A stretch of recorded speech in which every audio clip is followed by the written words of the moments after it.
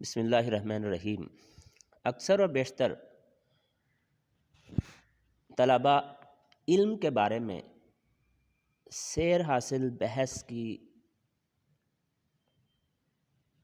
گزارش کرتے ہیں، تو آج میں اس پہ کچھ کوشش کروں گا کہ علم کے بارے میں بتا سکوں۔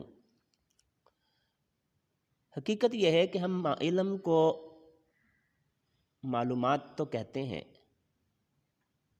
حالانکہ نامعلوم اور لامعلوم بھی علم ہے، اتنا ہی اہم جتنا معلوم۔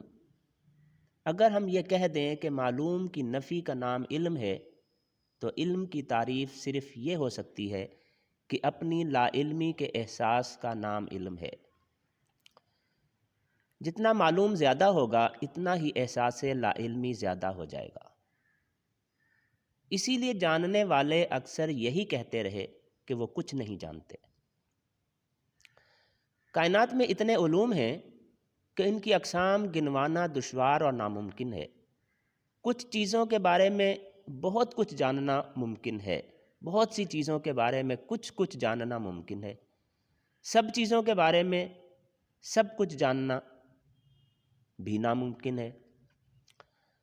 دراصل علم معلوم سے نجات کا نام ہے۔ یادداشت کا تعلق ماضی سے ہے، اور ماضی کی حاصل کردہ معلومات حال کا علم نہیں ہو سکتا۔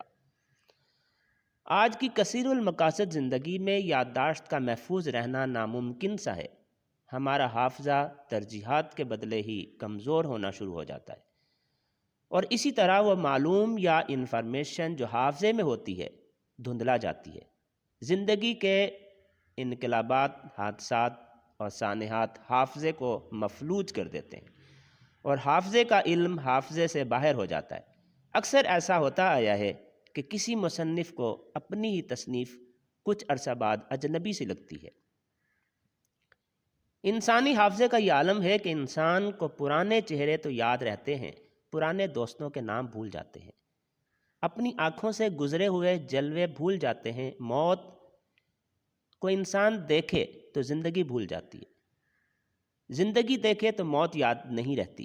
آج کا انسان کمپیوٹر میں یادداشت محفوظ کرتا ہے، اور کمپیوٹر سے علم لینے والا خود ہی ایک کمپیوٹر بن کر رہ جاتا ہے۔ بات دوسری طرف نکل گئی۔ علم لائبریریوں سے دستبردار ہونے کا نام نہیں ہے۔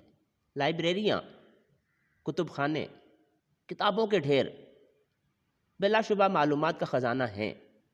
کتابوں کا مطالعہ ایک اعلیٰ مصروفیت ہے، لیکن کتاب زندگی نہیں ہے۔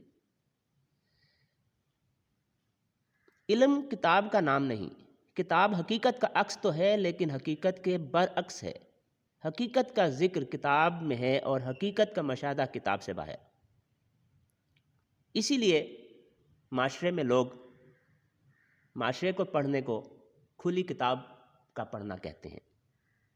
مقدس کتابیں نازل ہونے والے نے زندگی بھی نازل فرمائی ہے، اور حسن بھی نازل فرمایا، بینائی بھی عطا کی، نظاروں کی رعنائیاں بھی نازل ہوئیں۔ کتاب قانون ہے پہچان کا، لیکن پہچان کتاب کی نہیں، کتاب بھیجنے والے کی درکار ہے، یعنی اللہ کی۔ کتاب فطرت کا مطالعہ ضروری ہے۔ علم کتاب سے نہیں، نصیب سے ملتا ہے۔